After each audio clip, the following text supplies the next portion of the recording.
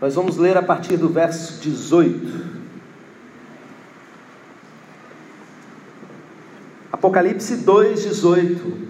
Carta à igreja em Tiatira. Tiatira é o nome do lugar, tá? Não é o nome da tia do autor, não. Não é uma pessoa, tá bom? Ao anjo da igreja em Tiatira escreve: estas coisas diz o Filho de Deus, que tem os olhos como chama de fogo e os pés semelhantes ao bronze polido.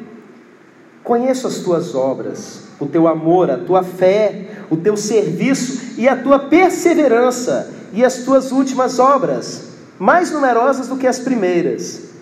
Tenho, porém, contra ti o tolerares que essa mulher, Jezabel, que a si mesmo se declara profetisa, não somente ensine, mas ainda seduza os meus servos a praticarem a prostituição e a comerem coisas sacrificadas aos ídolos. Dei-lhe tempo para que se arrependesse. Ela, todavia, não quer arrepender-se da sua prostituição. Eis que a prostro de cama, bem como em grande tribulação os que com ela adulteraram. Caso não se arrependam das obras que ela incita, matarei os seus filhos.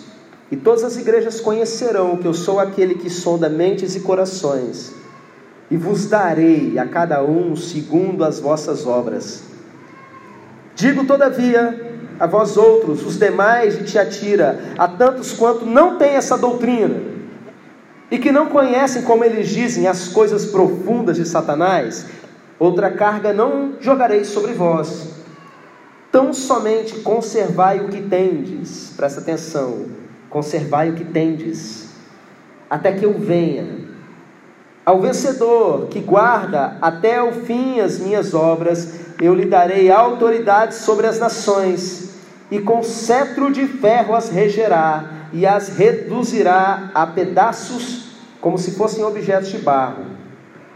Assim como também eu recebi de meu Pai, dar-lhe-ei ainda a estrela da manhã. Quem tem ouvidos, ouça o que o Espírito diz às igrejas. Amém? Vai por mim mais uma vez. Você sabe que tem mensagem que eu não gosto de pregar?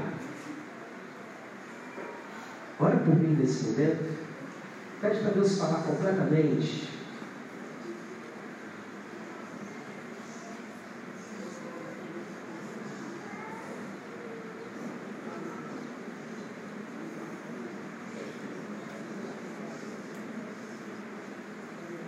Pai, nos dê ouvidos para ouvir o que o Senhor diz às suas igrejas. Essa igreja é uma igreja tua. O Senhor a criou, o Senhor a sustenta, o Senhor a conduz. É uma igreja que confessa Jesus Cristo como seu Senhor.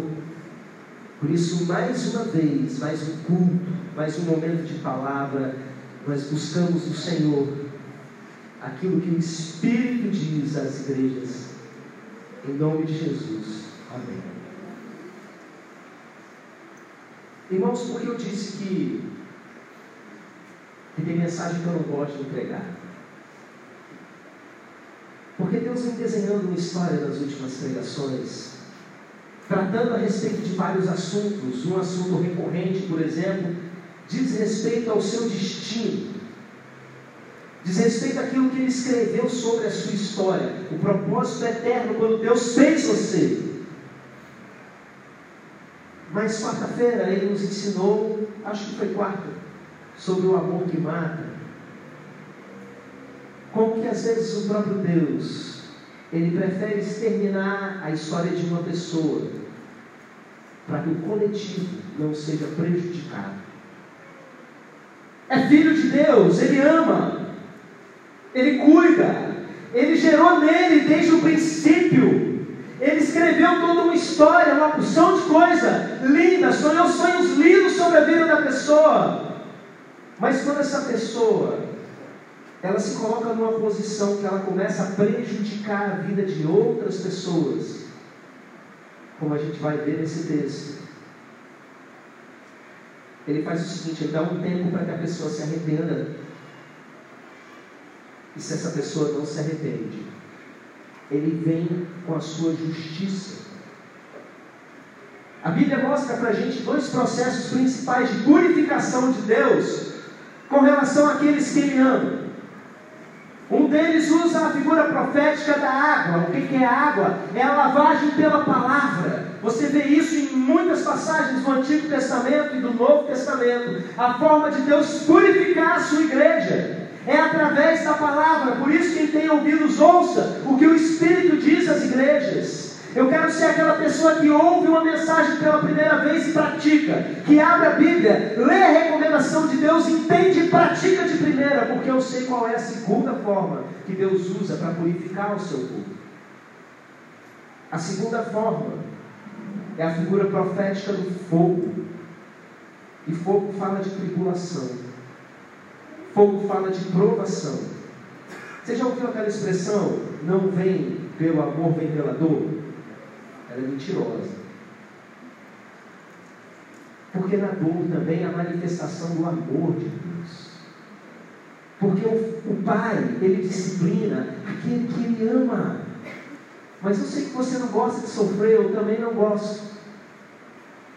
Mas quando o filho não ouve a voz do Pai, ele precisa tomar uma atitude mais drástica, mais dura. Eu dei um exemplo há pouco tempo atrás sobre os meus filhos. Eu detestava que meu pai fizesse isso nas pregações. Estou eu aqui usando os meus filhos como exemplo.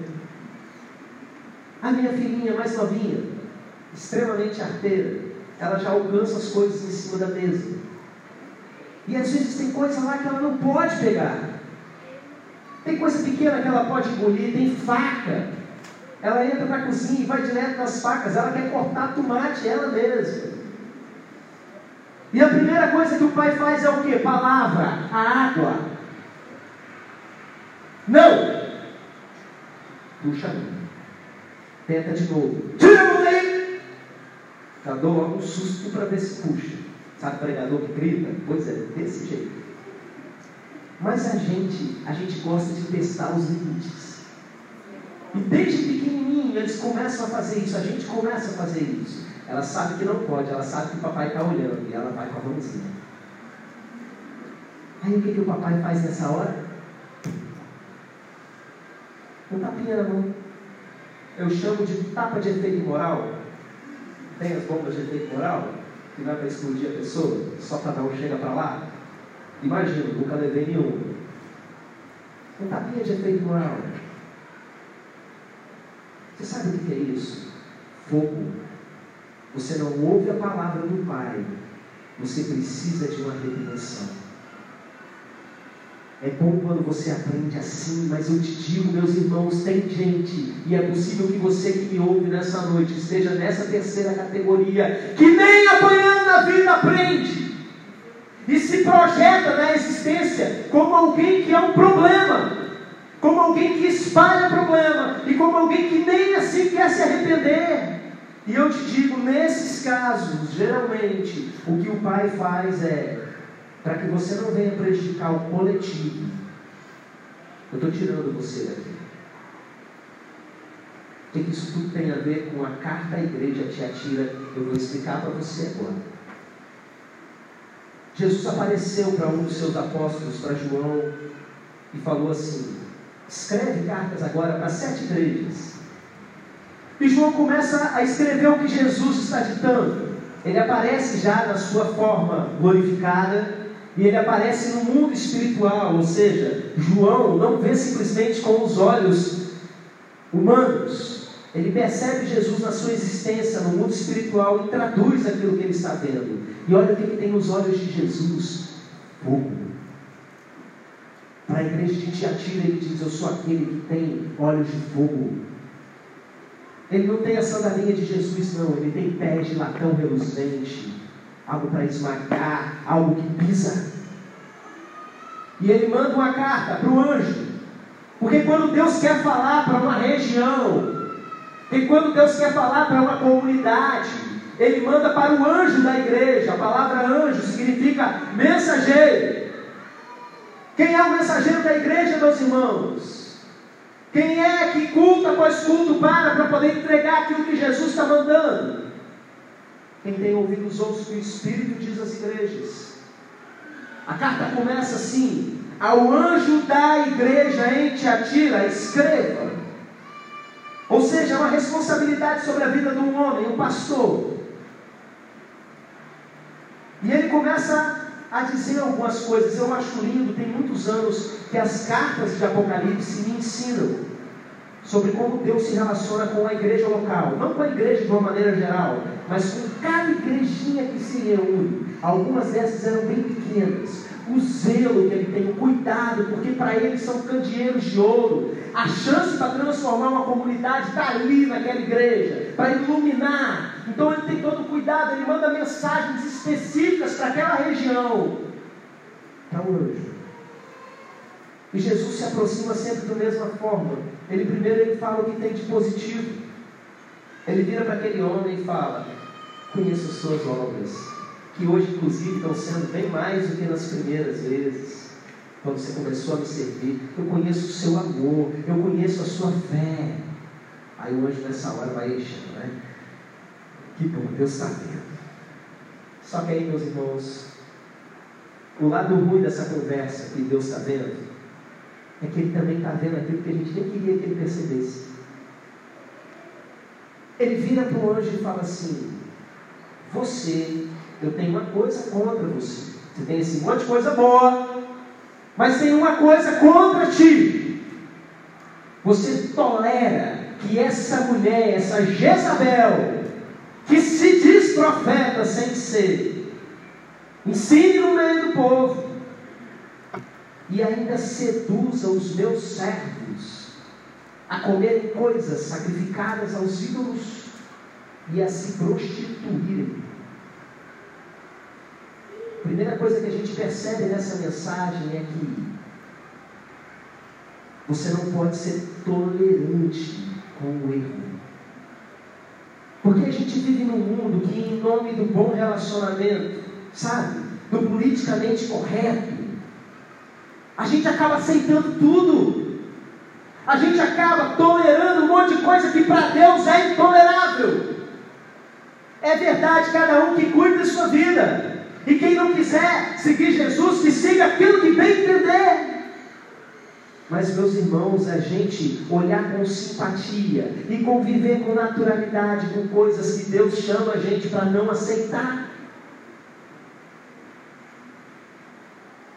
Muitas vezes eu vejo crentes dando parabéns para a gente que está no erro, pelo erro que está cometendo, ajudando a cobertar as falhas uns dos outros.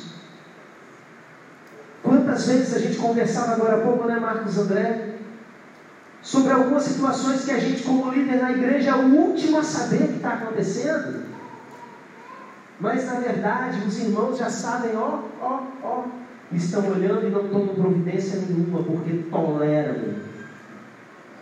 toleram aquilo que está acontecendo. E a primeira palavra de Deus diretamente é: tenho contra ti que toleras. Essa pessoa não devia estar fazendo o que está fazendo, e está fazendo porque você tolera. E o que ela estava fazendo, afinal de contas, que era tão terrível? Aquela mulher é chamada, acredito que não devia ser o nome verdadeiro dela, Jezabel. Porque Jezabel fala de uma pessoa do Antigo Testamento que a gente identifica como um tipo. Quem está estudando tipologia bíblica com o pastor Osias vai associar logo. Mas eu iria além. Eu diria que é um tipo de demônio que agia lá na Jezabel original como alguém que conspirava para manipular pessoas para o erro, para fazer com que o seu marido fosse conduzido a errar. E dessa forma as Jezabéis foram continuando existindo e continuam existindo até hoje. E na igreja de Tiatira existia uma Jezabel, uma mulher que se comportava de maneira de manipulação, sabe? Fala uma coisa daqui, outra dali, conta uma versão mudada daqui, outra coisa dali, para que a cabeça das pessoas possa ir sendo direcionada completamente para interesses demoníacos. Comida sacrificada a ídolos e prostituição. que é comida sacrificada a ídolos e o que isso tem a ver com a gente? Eu vou explicar para vocês. No início da história da igreja, a igreja conviveu com culturas em que as pessoas viviam no meio de paganismo, politeísmo. As pessoas oravam para entidades que não eram Deus.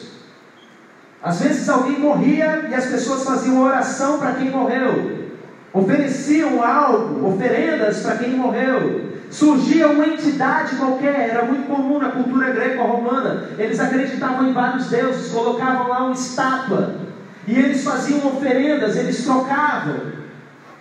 E é claro que crente não vai lá fazer oferenda, mas ia comer, porque o povo gosta de uma boa festa. Então a estratégia de Satanás era: vou fazer uma festa popular, vou fazer uma coisa bem bacana aqui, porque aí a crentalhada toda vai vir e vai provar aquilo que Paulo chama de mesa dos demônios. Paulo esclarece no mundo espiritual que por trás de cada ídolo existem demônios. E ele vai esclarecer como é que alguém pode se assentar, se servir da mesa do Senhor e participar da mesa de demônios. O que isso tem a ver com os dias de hoje? Tem festa pagã no nosso meio. Tem festas que são feitas em honra a entidades, a pessoas que já existiram o tempo todo. Quer ver uma festa pagã que vai começar daqui uns dias? Carnaval. Eu estudei o carnaval fora do meio evangélico, fora dos fake news de internet, fora das lendas urbanas gospel. Ele não é carnavales, a festa da carne como você vê no Google. Se fosse já seria terrível, porque a inclinação da carne é morte, que a Bíblia diz. O carnaval é uma festa pagã antiga, que literalmente, segundo um autor chamado Bakhtin, diz respeito à festa dos deuses caídos. Isso fala alguma coisa para você? Os carnavais medievais faziam paródias das celebrações dos cultos cristãos, colocavam o asno no lugar de Jesus e todo tipo de barbaridade. Celebravam uma entidade chamada Baco, que era aquele responsável, o deus dos prazeres, para o povo poder encher a cara bastante, participar de todas as orgias e sair pela rua fazendo de tudo. Carnaval. Mas como pode o crente entrar num negócio desse todo ano, meus irmãos? Todo ano, nesse período, nós temos uma série de pessoas que vão participar da mesa de demônios. Como teve agora há pouco, festa de São Benedito e São Sebastião. Não os conheci em vida, eles morreram antes de mim. Não sei se eram boas pessoas, se eram más pessoas, mas é errado. É errado você fazer uma oração para alguém que não é Deus. É errado você oferecer oferenda, promessa para alguém que não é Deus. Eu respeito todo mundo que tem isso como estrutura de fé. Tenho amigos que adoram esse tipo de coisa. Mas, meus irmãos, por trás de cada ídolo há demônio. Crente não tem que celebrar festa de comum. Pastor, isso não é politicamente correto. Estou nem aí. Pastor, isso arruma problema com um monte de gente da comunidade. Estou nem aí. O que é errado é errado. E você vai colher consequências, porque você está sendo ensinado, é consciente de que isso não é certo. Eu tenho certeza que antes de eu ensinar o porquê para você, você já sabia que o lugar de crente não é celebrando essas coisas. Mas é a festinha que está acontecendo, eu não tenho nada com o Benedito. Exatamente, a mesa dos demônios faz uma festa para você ser participante de uma cerimônia que não tem nada a ver com Deus. Eu poderia ir falando de várias, né? Ah, festa de São João. Pois é, o nome já está dizendo. Aqui não é muito forte, né? O pessoal destacar São José, São João. Quem veio de outras regiões do Brasil entende melhor o que eu estou falando. Continua, meus irmãos, da mesma forma. Crentes continuam sendo seduzidos a participar de eventos que por trás deles nada mais são do que uma mesa de demônios, biblicamente falando. Com todo respeito a quem curte, estou falando para aqueles que são servos de Deus. Você sabe o que é pior? Nesse texto que a gente acabou de ler, Jesus vira para o anjo da igreja e vai falando, né? Você está tolerando essas mulheres, essa mulher, que seduz os meus servos a fazerem isso. Era tudo servo de Jesus, meus irmãos. Tudo servo dele. Não era gente do mal infiltrado na igreja, não. Eram servos de Jesus, praticando todo tipo de abominação. Eu vou chegar nessa parte daqui a pouquinho. Eram servos dele. Para pensar na situação. Quarta-feira a gente aprendeu que a raça humana se tornou inimiga de Deus. No momento que ela entrou em desobediência e começou a ouvir o diabo ao invés de ouvir a Deus, ela foi colocada como inimiga de Deus. Ela se posicionou como inimiga de Deus. E a gente já nasce inimigo de Deus. Assim como os anjos, uma parte deles se tornou inimiga, a raça humana inteira se tornou. Mas o Pai ama tanto a gente e criou um plano para reconciliar o homem consigo. E os camaradas vão lá: eu creio, eu aceito Jesus, e são reconciliados com o Pai, e se fazem servos de Jesus, estão desfrutando das maravilhas do reino de Deus. E de repente esses servos começam a praticar coisas que o seu Senhor diz que Ele não tolera. Comer coisas sacrificadas a ídolos e prostituição. E agora eu vou quebrar um conceito na cabeça de muita gente. Olha, a prostituição não tem a ver com você pagar uma prostituta e ter sexo com ela. A palavra traduzida para a gente como prostituição no grego, que é o texto original, nós temos aqui uma tradução apenas, é a palavra pornia, ou segundo alguns, porneia. E o que isso quer dizer?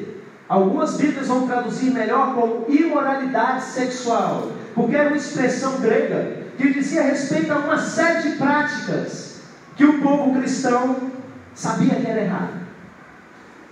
Adultério, fornicação, que palavra feia é essa? A gente quase usa, né? Sexo entre solteiros. Ela não é sua mulher, ele não é seu marido, e vocês estão fazendo sexo, pornia, está nessa categoria. Homossexualidade, incesto, bestialismo, um monte de coisa que no Império Romano tratava-se muitas vezes com tolerância e naturalidade. O povo de Deus olhava e falava: pornia, estou fora. Mas existia gente no meio da igreja que insistia em permanecer no erro. E não só insistir em permanecer no erro, mas convencia as outras pessoas de que isso era uma coisa natural. E tinha alguns que ficavam de fora: isso aí é santarrão, isso aí não conhece os nossos segredos profundos. Na verdade, os segredos profundos de Satanás, o texto diz. Esse aí está por fora. E ficavam alguns ali que Jesus fala: eu sei que tem uns aí que não estão participando desse, ele vai chamar de vencedor. Esse tem muita coisa boa para ele. Esse no reinado do Messias vai exercer governo. Esse vai ser colocado em posição de confiança no reino de Deus. Mas olha para o resto. Para pessoas que insistem em permanecer no erro. A posição de Deus é a seguinte: eu dei-lhe tempo para que se arrependesse. Mas se ela não se arrepender, eu virei a ela, vou colocar ela de cama, eu vou matar os seus filhos. Imagino que devia ser tudo filho pequeno, né? Tipo assim, já são meus anjinhos mesmo. Imaginação, pode ser que fossem grandes também, que tivesse tudo errado, vai saber. Eu virei, eu vou jogar ela de cama, eu vou matar os seus filhos. E todo mundo que está tolerando, todo mundo que está participando disso, e sabe o que eu vou fazer? Eu vou colocar em grande tribulação. E às vezes o povo fica se perguntando: por que tanta prova, meu Deus? Por que as coisas da minha vida não andam? Irmãos, uma coisa é a gente passar por provas que esse mundo oferece, porque esse mundo é difícil mesmo, é um mundo caído. A gente passar em paz com Deus, sabendo que Deus está com a gente até no vale da sombra da morte. Uma coisa é você passar um luto na sua família, Porque Deus é Senhor e Ele está governando, e Ele está ali te dando força. E até a morte dos seus filhos está de alguma forma servindo a propósitos dele. Mas, meus irmãos, coisa terrível é a gente passar por prova por causa do fogo, por causa do olho de fogo de Jesus. Porque a gente não foi capaz de aprender pela palavra. Pessoas que vinham celebrar a ceia do Senhor sem discernir o corpo, sem levar a sério aquilo que estava acontecendo. E Paulo vira e fala assim: olha, é por isso que tem alguns no meio de vocês que estão doentes e outros que já dormem. Dormem é um eufemismo para morrer, bater as botas. Existem pessoas no nosso meio que já podem estar sofrendo situações desse tipo. Deus falando assim: eu estou dando tempo para você se arrepender. E se você não se arrepender, se você continuar sendo uma influência ruim, se você continuar levando a sua família numa direção errada, se você continuar levando novos crentes na direção errada, se você continuar levando os seus amigos na direção errada, a minha mão vai pesar sobre você. E todas as igrejas vão saber que eu sou aquele que sonda mentes e corações. Repetindo as palavras de Jesus em outro texto: se vocês não se arrependerem, da mesma forma vocês vão perecer. A palavra que Deus tem colocado nos nossos corações nesses dias é: basta, chega. Ele está trazendo a igreja dele para um novo nível. Ele está trazendo o povo dele para mais perto dele. E alguns querem puxar para trás. E alguns não querem realmente se render àquilo que ele está fazendo. Um projeto de salvação para alcançar tantas pessoas. Um projeto de transformação para tantas famílias. E pessoas que já ouviram, que não são mais crianças. E pessoas que já entenderam 1, 2, 3 vezes. Estão mais preocupados muitas vezes com a opinião dos outros do que com a opinião de Deus. Você sabe quando que crente acha que a punição veio? Quando os outros ficam sabendo. Quando as pessoas ficam sabendo dos seus podres, aí que ela pensa: nossa, o castigo veio. Você não entendeu ainda. Isso é natural. Jesus disse que tudo aquilo que foi feito escondido, que as pessoas sussurram sobre o que está acontecendo, vai ser gritado dos telhados, tudo vai vir à tona. Amém. E a gente tem aprendido aqui há uns 2 anos já, repetidamente, que a melhor coisa para a gente ficar leve, saudável, é não ter nada para esconder. Então, você tem os seus podres, expõe, se arrepende, muda. Eu fazia isso, hoje eu não faço mais. Você sabe por quê? Porque quando você mesmo não revela, quando você não é transparente, sabe o que acontece? Vai vir à tona e vai vir da pior forma possível. A maioria das vezes vem num momento extremamente desagradável para piorar completamente as coisas. Tem filhos que precisam contar para os seus pais por onde tem andado e o que tem feito. Tem mulheres que precisam conversar com seus maridos sobre coisas que disse e fez na ausência dele.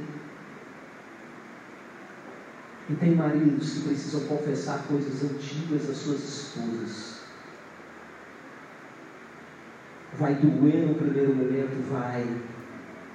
Mas você não foi feito para esconder nada. A melhor coisa é você andar com leveza, com a consciência tranquila. Aqueles que não estão envolvidos com essas coisas, ele diz: outro peso não colocarei. É claro, o Evangelho é leve. As mensagens que eu falei que eu não gosto de entregar porque é difícil, às vezes as pessoas podem perverter. O Evangelho que Jesus apresentou para a gente, meus irmãos, ele é leve, o fardo dele é leve, o jugo é suave.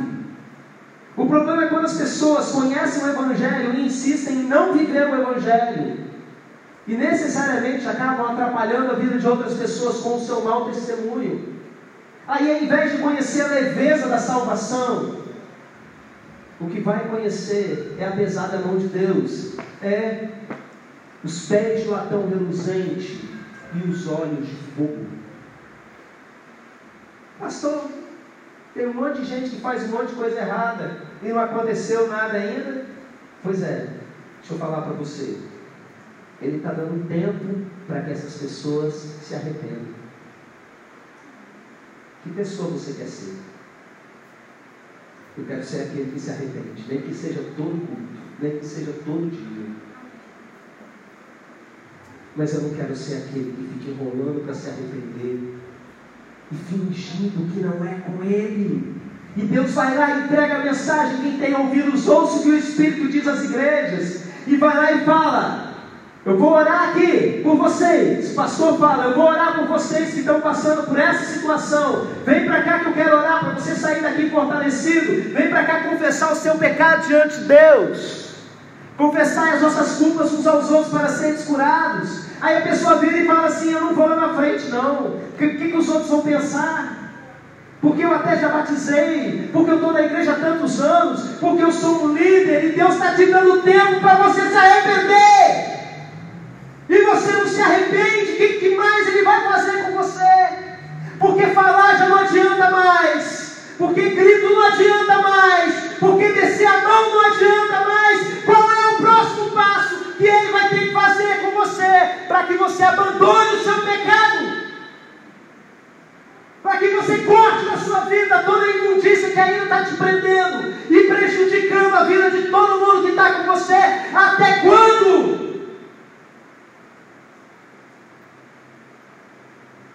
A noiva que sobe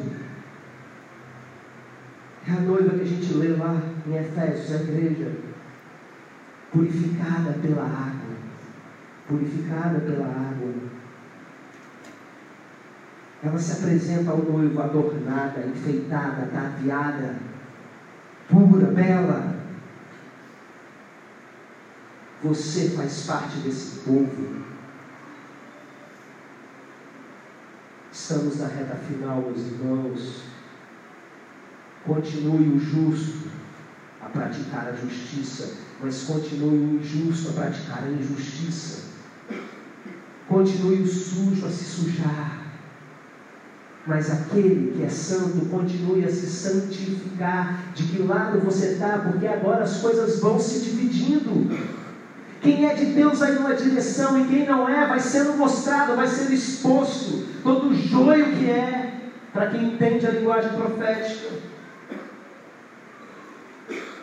De que lado você está?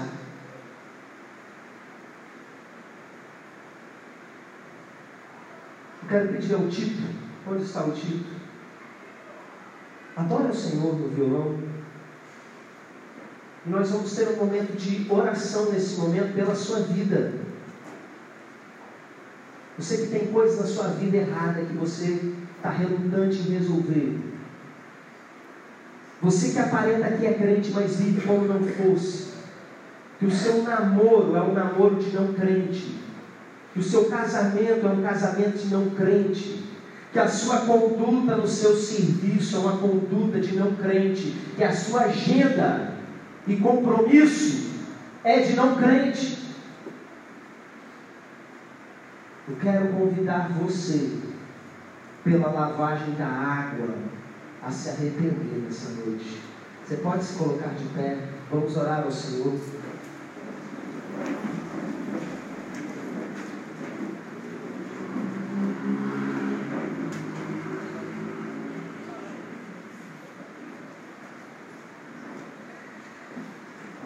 Feche os seus olhos.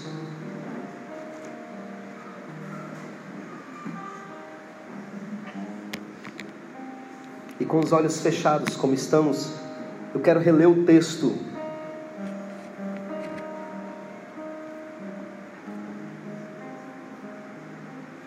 Ao anjo da igreja em Tiatira escreve: estas coisas diz o Filho de Deus, que tem os olhos como chama de fogo e os pés semelhantes ao bronze polido.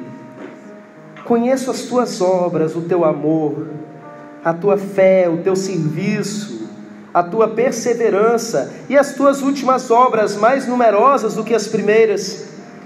Tenho, porém, contra ti o tolerares que essa mulher, Jezabel, que a si mesmo se declara profetiza, não somente ensine, mas ainda seduza os meus servos a praticarem a prostituição e a comerem coisas sacrificadas aos ídolos.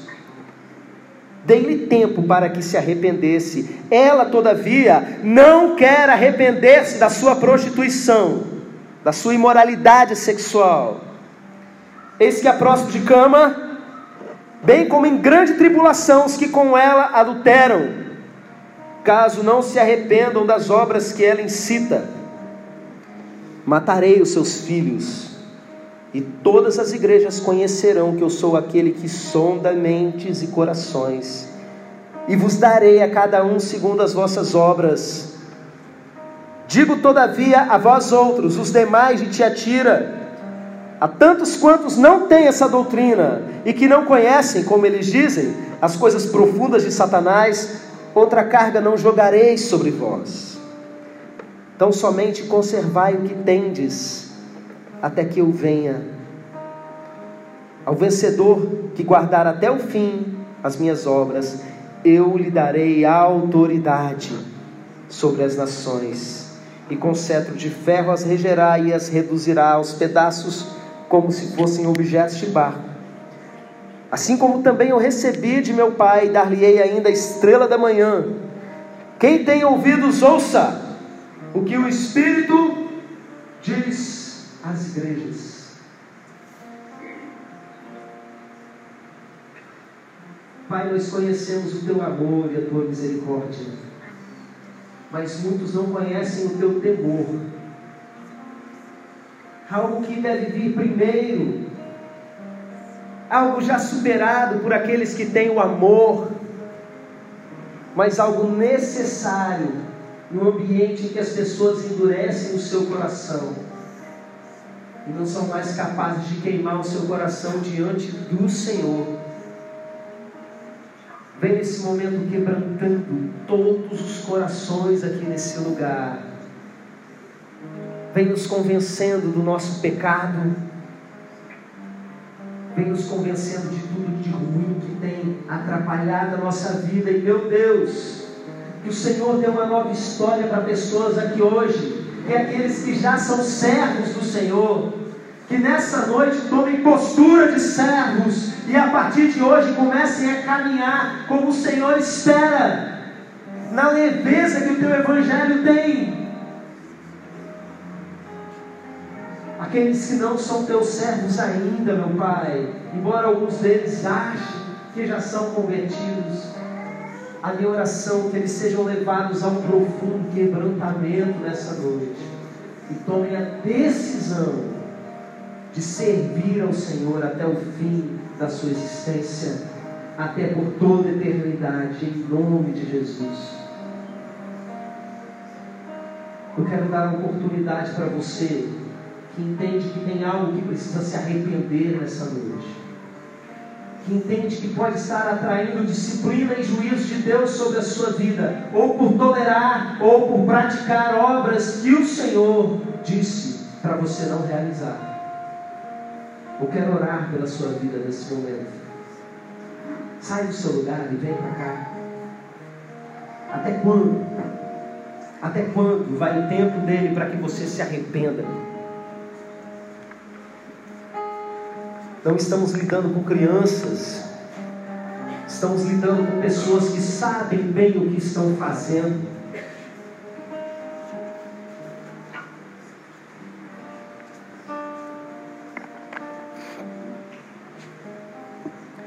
Você sabe bem o que está fazendo. Só tem um motivo, porque o juízo de Deus ainda não bateu a sua porta. Ele está te dando tempo para que você se arrependa.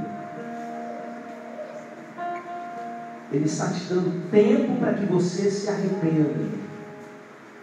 Mas assim como nós vimos no texto, esse tempo, uma hora, ele acaba.